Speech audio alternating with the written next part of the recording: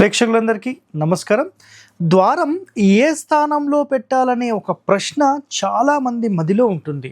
Sir, మీరు కొన్ని వీడియోస్లో మధ్య ద్వారం అంటారు, కొన్నిట్లో 4వ స్థానం అంటారు, కొన్నిట్లో 3 అంటారు. మీరు ఇట్లా కన్ఫ్యూజన్గా మాట్లాడితే మేము ఏం చేయాలి సార్ అంటారు.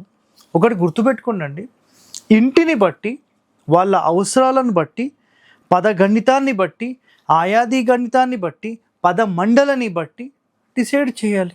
ఓవరాల్గా నేను ఎట్లా చెప్తానండి, మీ ఇంటి సైజ్ ఎంతనో, దానికి ఏ పదమండలి వస్తుందో, దానికి ఏ స్థానంలో పెట్టాల్సిన అవసరం వస్తుందో, మీ ఇంటి ప్లానింగ్ ఏంటో, మీ అవసరాలు ఏంటో, వీటిని బట్టి ఆధారితం ఉంటుంది.